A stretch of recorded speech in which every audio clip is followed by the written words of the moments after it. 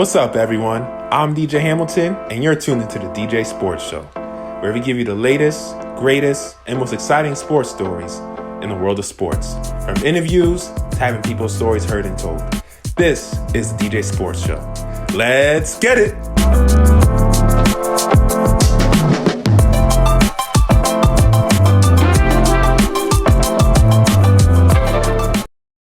Good afternoon, ladies and gentlemen. I'm your host, DJ Hamilton of the DJ Sports Show here on WRCR Radio, and welcome to the DJ Sports Show here in Garnerville, New York.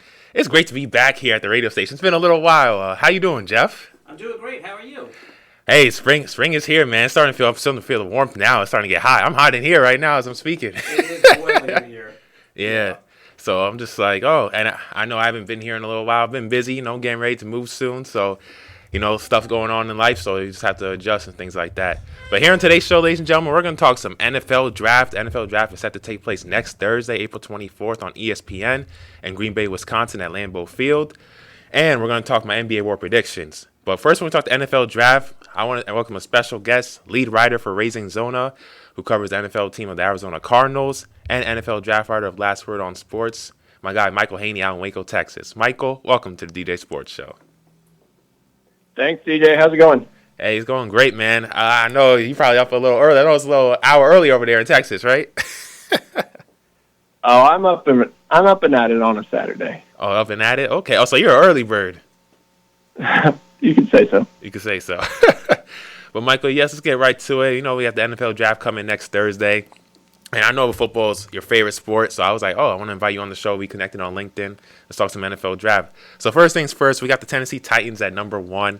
I know this draft isn't relatively considered a strong draft, especially at the QB position, but all eyes seem to be on Cam Ward, who seems to be the lock to go number 1, quarterback out of Miami. He's 6'2", 223, strong, big athletic frame. He has a pretty solid arm as well, mobile, athletic, and he excels at evading defenders. I wouldn't say he's a shifty athlete. He kind of has like vertical speed, but not like shifty speed going laterally. But he is someone I think has big talent. I think the Tennessee Titans are kind of going in a new direction. They have their coach, Brian Callahan. They have a new GM who is a former assistant GM of the Kansas City Chiefs, and Mike Borgonzi coming to them as well. And I know he's looking to build a strong foundation there. This is a guy, Cam Ward, who he has the all-time record in NCAA touchdowns for his career with 158. He had 4,313 passing yards last year, which was second in the nation, and had a school record 39 passing touchdowns. What do you see in a quarterback like Cam Ward, who a lot of scouts have going number 1? Yeah, so Cam Ward, for me, as you mentioned, it's not a very strong quarterback class. Last year, we had one of the strongest quarterback draft classes that we've ever had. So by comparison, this one is not very strong. And Cam Ward is outside of my top 10 players, but he is pretty much a lock to go number 1 at this point. He reminds me of, like, if Kyler Murray were a few inches taller, where he's got the creativity and the playmaking ability, but sometimes there are just plays where you've got your head in your hands saying, what is he doing? He'll kind of go off the rails sometimes, but he has the traits that you like as an NFL quarterback. He has great arm strength. He's got good accuracy. And as you mentioned, he's pretty mobile and can extend plays with his feet. Exactly. And I was watching a little bit of some of his film earlier this week, and I see, yes, he can kind of have some, boneheaded plays. He kind of commits on some go routes, some slant routes. One thing he needs to improve on is his ball placement, especially in his long ball throws. But you can't teach 6'2", 223, and also character. He's someone who has strong work ethic. This guy, remember, he was a 0-star recruit at one point, and now he's back to be number 1 pick. And if you're an organization, especially the Tennessee Titans, number 1, you need a quarterback. You want a type of guy who has that kind of blue-collar work ethic that will rub off on everybody else in the organization.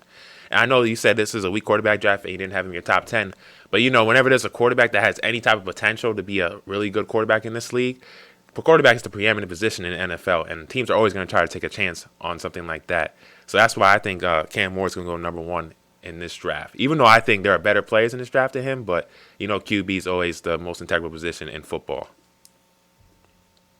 Absolutely. I mean, you mentioned that Cam Ward's had a little bit of a tougher path. I mean, he went from Incarnate Word to Washington State to Miami, so he's been through losing, and we've seen quarterbacks that have come in with a high pedigree like Trevor Lawrence, and they don't win early on, and that's a real struggle for them. I don't see that happening with Cam Ward if it takes a little bit to get off the ground in Tennessee. Exactly. The next thing I want to talk about is I think the draft really starts at number 2, man. I think this because what's interesting, these next two teams, Cleveland Browns have the number 2 pick, the New York Giants have the number 3 pick. Coming into the draft, we thought they were going to need quarterbacks, but these two teams recently made some signings where they kind of don't need any quarterbacks anymore. The Cleveland Browns, they just signed Joe Flacco recently. Now there's a kind of friction going on. Who's going to be the starting quarterback there? Joe Flacco just signed. Deshaun Watson talking about he's feeling great, coming back from his torn Achilles. He has a chip on his shoulder. Kenny Pickett, I know he's not the best, but he's kind of having a chip on his shoulder too, thinking Joe Flacco's just going to come in here and steal a position. And then the Giants, they just signed Jameis Winston, who was on the Browns last year, who did a pretty solid job for them last year when Watson was out with a torn Achilles. And you have Russell Wilson, who they just signed as well. So they don't really need a quarterback, but I think second, I'm thinking the Cleveland Browns could maybe go Travis Hunter here. This guy is a unicorn, man. This guy is the Ohtani of football. In my lifetime, I've never seen a two-way player like this guy. This guy was the second two-way player in college football history to win the Heisman behind Charles Woodson. He was the first one to do it since Charles Woodson did it in 1997. This guy was the Offensive Player of the Year. He was an unanimous All-American. He was Player of the Year, Big 12 Defensive Player of the Year as well. He has elite agility and lateral quickness, and he has great body control. His ball skills and IQ on both ends of the field makes him so unique, and he has great character, work ethic. And then one thing I'm worried about, though, with Travis Hunter, as a wide receiver, he kind of has some basic routes. They're kind of surface level. He doesn't really create as much separation as you would expect with someone who's a great athlete such as him. But I want to see him trying to kind of get deeper in his routes, trying to get more multifaceted. And then he also needs to get stronger. I think that kind of plays a role. He was measured 6'1", 185 pounds when I checked. If he can get a little bit stronger as well, I think he'll be able to create more separation as a wide receiver from opposing defenses and be more dangerous in that part of the game. And then as a cornerback, man, he was amazing as well. 81 tackles last year. I checked. 24 pass breakups, 1 forced fumble. He has a great head on his shoulders. This guy wants to be great. Question is, though, if you draft him at number 2 or say number 3 of the Giants, what position do you think he best fits? Wide receiver, cornerback, or do you say, you know what, let's give this guy a chance. Let's see him play at both. Because you rather have a guy be great at one position, or you rather be a guy or a guy just be good at both but not great at anything. What do you say?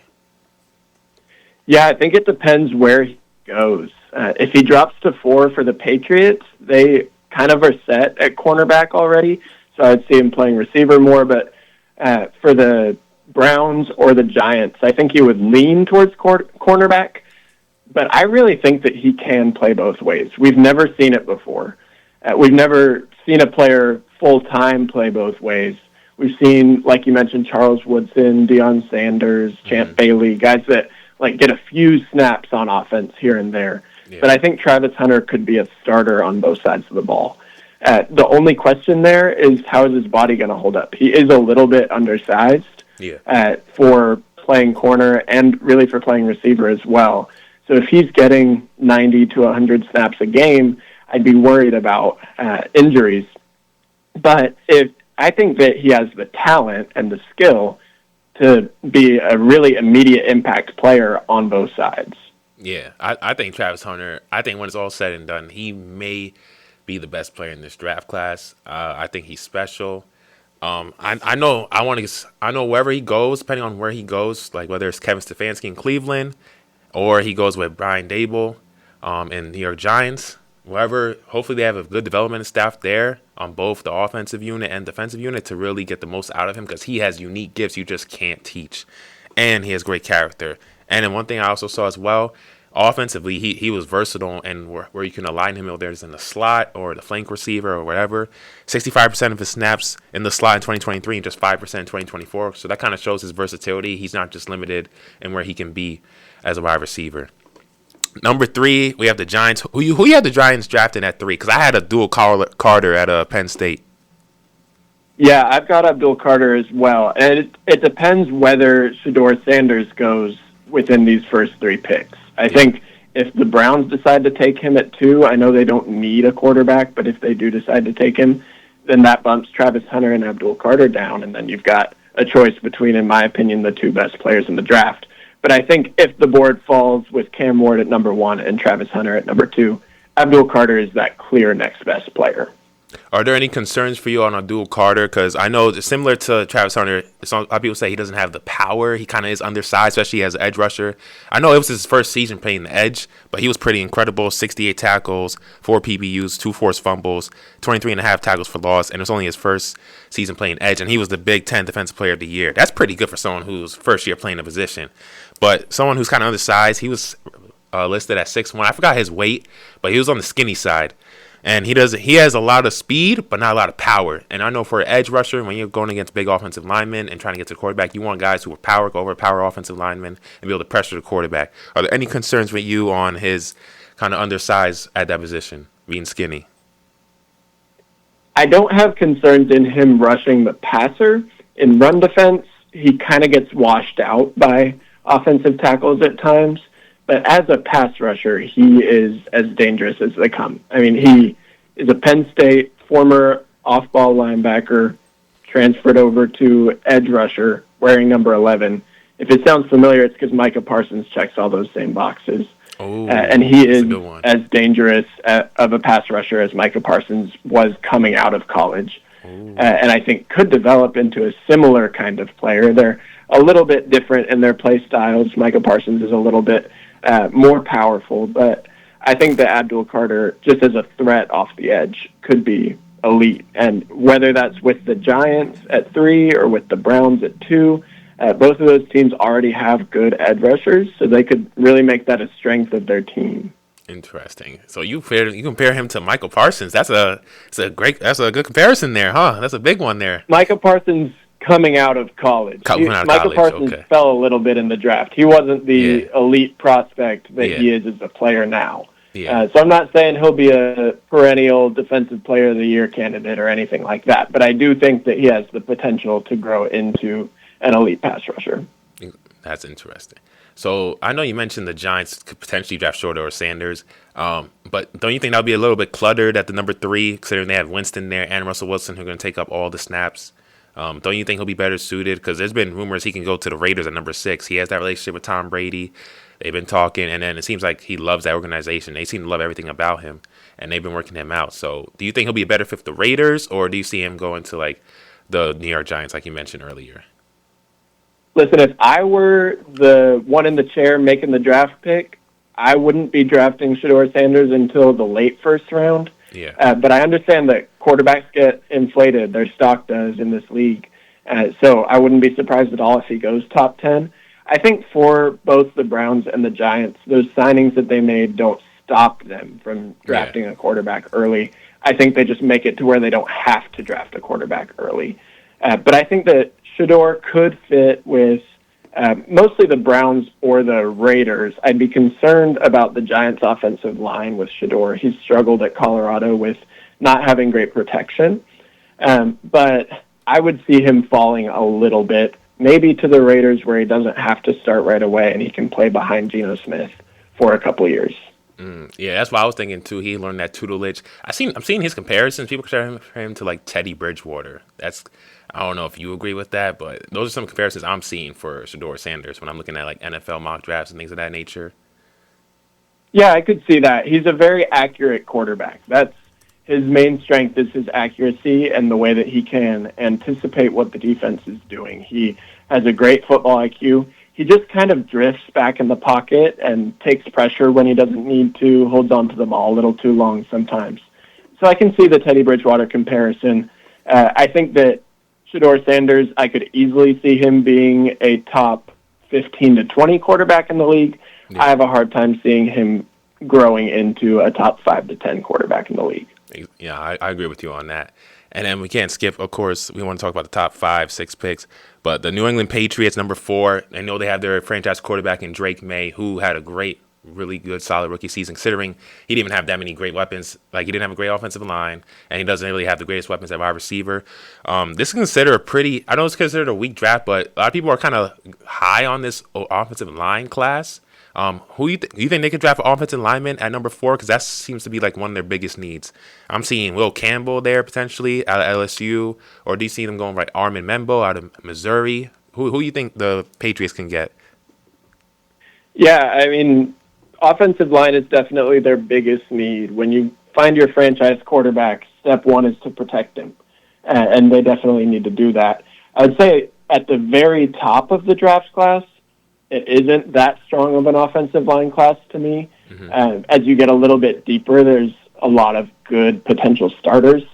If they choose to go offensive line with number 4, I think it is either Will Campbell or Armand Membu. Will Campbell, the concern with him is that he's got shorter arms. They measured about 32 and a half inches at the combine, and then somehow they grew half an inch for his pro day a couple weeks later at 33 inches, which both of those numbers are well below the cutoff for a lot of NFL teams for an offensive tackle. So I could see him moving into guard, but he is a great prospect. And then Armand Membu, he played on the right side primarily at Missouri, but he's really athletic, more the prototypical offensive tackle that you would want to see. So I could see them going either direction there. I could also see them being a team that tries to trade back and then still draft an offensive lineman a little bit later in the first round. Yeah, because there's a bevy of offensive linemen you can try to get in this class that I think they can get later in the draft, that they don't have to draft high at number 4. Number 5, we have the Jacksonville Jaguars. Who do you see? I had tight end Tyler Warren going here out of Penn State. He won the John Mackey Award, nation's top tight end. He set the school career record for a tight end with 153 receptions, 1,839 receiving yards, and 19 receiving touchdowns. He's a big athletic. He's 6'5". He's 256 pounds, around that nature, and he's unfazed by contact. He can catch through contact. He has strong hands. But one thing, in vertical routes, he is not great at creating separation. He's not highly explosive. But the Jaguars, when I watched some of their games last year, some of those wide receivers, they can't catch the ball. They just need a playmaker on the offensive end. So they don't need a superstar, but someone who's solid enough, who you can rely on to when you need a first down on third and 8. You need someone who could get the ball to. This guy, I feel like, fits perfectly for them. What do you say about Tyler Warren going to the Jacksonville Jaguars? Yeah, I like that fit. I mean, they just let Evan Ingram walk. He's with the Broncos now, so I like the fit of Tyler Warren to the Jags. I'm a big fan of Tyler Warren. He's one of my top 5 prospects. He's kind of the classic tight end in an era where we're getting a lot more of these receiver type of tight ends. So I could see Tyler Warren becoming one of the top 5 tight ends in the league relatively quickly. I would say that starting with Tyler Warren, that's kind of the tier break for me where you're not in the elite prospect range anymore. But I like Tyler Warren to the Jags. I could also see them going with Mason Graham, the defensive tackle out of Michigan. Just a strong player that's good at a lot of things, maybe not elite at many things. But I think they can't really go wrong there between Warren and Graham or maybe one of the other edge rushers in this class. That's a good point. And then where do you see Ashton Jeanty, the running back out of Boise State, the record-breaking running back? He was second in FBS history in single-season rushing yards, 2,601 behind Barry Sanders for 2,628, he said back in 1988. He's an explosive running back, excellent speed. He has a great burst. He's great at slithering through tight spaces, and he's a good pass blocker. So where do you see him going in the draft? Because I know running back is not as valuable as it used to be, but I feel like with the way Saquon Barkley did for the Eagles last year, the season Derrick Henry had, and other running backs in the league, some of the top running backs, I think we're kind of seeing the rise of the running back again. Where do you think his value could go in the draft? Do you think he could be a top 10 pick, or where do you see him landing? It's difficult to project Ashton Jeanty because if he falls past certain teams, it could be a big slide. He could go number 6 to the Raiders, but if they go a different direction, then it's probably down to maybe the Bears at number 10 or the Cowboys at number 12. And then after that, it's a pretty big slide of teams that don't really need a running back. So I would have him going at number 6 right now to the Raiders. I like the fit there in Chip Kelly's offense, and they've got a pretty good offensive line for him to run behind. But Ashton Jeanty really is one of my favorite prospects, the way that he can bounce off tacklers and just explode for huge runs. He reminds me a lot of Maurice Jones-Drew from back in the day. Oh, nice. And so I think that he could go at 6. He could fall all the way into the 20s. Yeah, he's 5'8", but he's like 211 pounds, so he's kind of a stocky running back. He has strength to him, girth, and he could break tackles. So that's what you want to see in your running back. And he has the speed, the burst, and he can pass block. But Michael, this was great having you on to talk some NFL draft. Tell the people where they can find your work before you go. Yeah, you can find my work on raisingzona.com covering the Arizona Cardinals, or on Last Word on Sports covering the NFL draft. You can also find me on Twitter or X at Michael Haney NFL. Michael, thank you so much for coming on, man. Thanks, DJ. Have a good one. Yes, ladies and gentlemen, we're going to be right back here on the DJ Sports here on WRCR Radio. Coming back, we're going to talk about NBA war predictions. You listen to DJ Sports here on WRCR Radio, and we'll be right back. And yes, ladies and gentlemen, we are back here on DJ Sports here on WRCR Radio. We're your host, DJ Hamilton, here in Garnerville, New York. Now it's time for some basketball. I gave y'all my NBA playoff predictions last week. Yeah, you got to give applause for the NBA, man. Playoff time is here. I mean, I gave y'all my NBA playoff predictions last week, so make sure you guys go listen to the episodes on YouTube visually, and it's on Spotify audio-wise as well. I had my friends Armani on from California and Dylan, who lives in Rochester, on that show for me. We give you guys 2 great hours breaking down NBA playoff rounds, predictions, and who we predicted was going all the way to the finals and who was going to win the chip. So make sure you guys go check that out. So, but on this episode, we're going to talk NBA World Predictions. So, NBA World Predictions, man, Rookie of the Year. So, I got Stephon Castle, the San Antonio Spurs. The runner-up, Zachary Risseker, the Atlanta Hawks. Stephon Castle led all rookies in points, field goals, and steals. Led all rookies with the most 20-plus point games this season, 26, according to Stats Muse. And the next closest rookie to him was Alex Sarr, who was the second overall pick to the Wizards last year, with 10. So Stephon Castle, he's a great building block and franchise cornerstone for the future alongside Victor Wembanyama. And I think next year the Spurs are going to make a lot of noise. He's going to get better. He's going to be more polished. I expect Victor Wembanyama will be coming back. Harrison Barnes will be back. We'll see if Chris Paul comes back. I know he'll be mulling retirement. But I think San Antonio, they have a bright future. And they're going to get a high draft pick in this year's draft to be added to that young core. So I think that team going forward is going to be dangerous to watch. Sixth man in the year, Payton Pritchard out of Boston Celtics, man. He set the NBA record for most three-pointers made of any bench player in NBA history, 255. Imagine making 255 three-pointers coming off the bench. You're not even playing. You're playing minutes, but you're not getting started minutes. Like that. That's insane efficiency. That's making the most of his time. Oh, what? Yep. And you can even make an argument he's most improved because he pretty much doubled his scoring output per game. So this Payton Pritchard, he could be in the argument for most improved as well, but. And according to NBA.com, on pull-up threes, among those launching at least 2 per game, he finished regular season ranked in the top 5 in effective field goal percentage. And also earlier this season, he was the first Celtics player to record at least 25 points and 10 assists while making 5 3-pointers in a game. And he did that in a game, 123-99 win over the Detroit Pistons earlier this season. So, yeah, shout out to Payton Pritchard, man. He definitely deserves 6th man of the year. Coach of the year, I have J.B. Bickerstaff of the Detroit Pistons. My runner-up was, for that one, Kenny Atkinson of the Cleveland Cavaliers. I know Kenny Atkinson, they started off 15-0. They had the first 60-win season since LeBron won his second MVP in Cleveland in 2009-2010. The third overall 60-plus win season in franchise history. The other 2 were with LeBron. This was the first one without LeBron James. But J.B. Bickerstaff, he took a team that was 14 wins last year. 14, and they tripled that win output. I mean, this guy changed the culture. He said, coming into this season, I'm not quoting, but I'm just paraphrasing. He said, coming into this season, he wants his guys to start dressing more formal, no sweats, none of that stuff. He wants them to be professional. He changed the whole culture there. And they tripled their wins from 14 to 44. And then they just get into the play-in. They locked the playoff seed at number 6. And they're going to be playing the Knicks. And I know the Knicks are my favorite. I have them being the Detroit Pistons, but I wouldn't be shocked if the Pistons upset them. I mean, they were second in fast break points this season. What happens to the coach, Thibodeau, if the Knicks don't get out of the first round? I want to know your opinion on that. I've been hearing it all week. I want to hear your opinion on that. I think Thibodeau, he gets fired. If they lose to the Pistons, especially the Pistons, this is a young Pistons team. A young Pistons team, I know they have talent, but you have Jalen Brunson and Karl Towns, Mikal Bridges, Josh Hart. Like, you have a good starting 5. And I know Towns has been dealing with a knee injury because he plays a starter too many minutes, but I think if you lose to this team, especially that's inexperienced in their first go-around in this, really, yeah, I think that's not going to look good. It's not. And if you lose to the Celtics, that's different because that's a different beast. Yep. But if you lose to a team like the Pistons, I think you get bounced out. We saw Mike Malone get bounced out right before the playoffs started. Yep. Taylor Jenkins, Memphis Grizzlies. The Mike Malone one, that surprised me. That one shocked me. That one, of all of them, that one shocked me. I'm like, it's only like 3-4 games left in the regular season.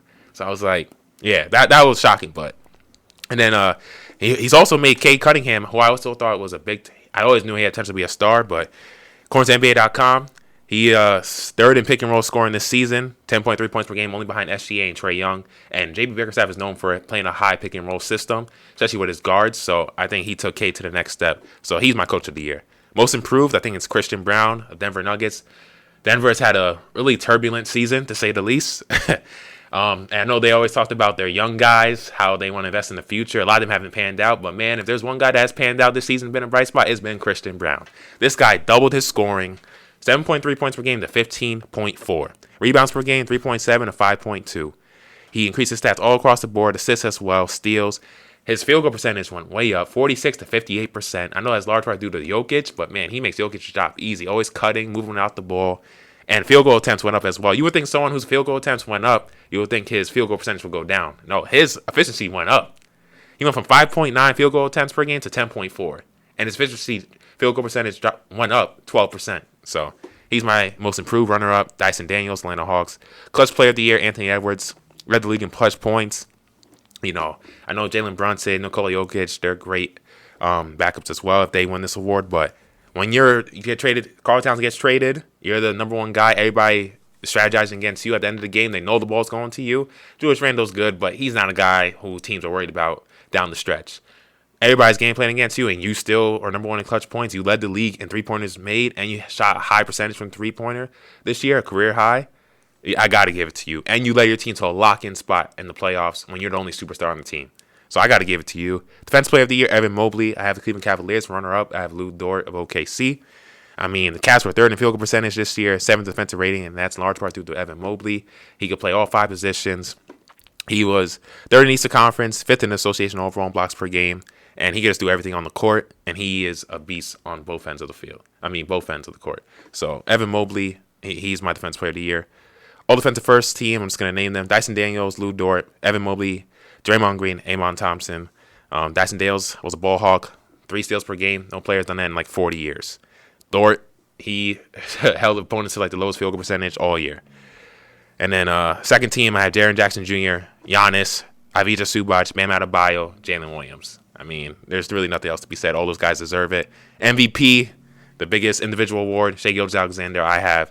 When you help lead the Thunder franchise that had KD, Westbrook, all that talent to the most wins in franchise history, record 68 wins, and the youngest team to ever win 60 wins in a season.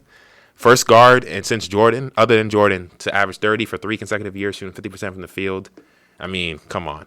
And he's the only guard other than Jordan scored 30-plus points in 40 or more games for 3 consecutive years. I mean, and he led the league in defensive win shares, 3rd in defensive rating. So. And then lastly, my NBA teams. NBA first team, I have Shai Gilgeous, Donovan Mitchell, Nikola Jokic, Jason Tatum, and Giannis. Second team, Brunson, Cade, LeBron, Evan Mobley, Sengun. Third team, Ant-Man, Curry, Jalen Williams, Cat, and Zubac. So, yeah, those are basically my NBA awards. Oh, and then let me not forget all rookie teams. Stephon Castle, Zachary Rissaker, Alex Sarr, Kello Ware, Jalen Wells for all rookie first team. And then second team, I have Yves Missy, Zach Edey, Isaiah Collier, Bob Carrington, and Donovan Clingan. So those are my NBA award predictions for this 2024-25 season. Ladies and gentlemen, it's been the DJ Sports here on WRCR Radio. I hope you guys all have a great afternoon, rest of your day, and we'll see y'all next time. Have a great afternoon, everybody.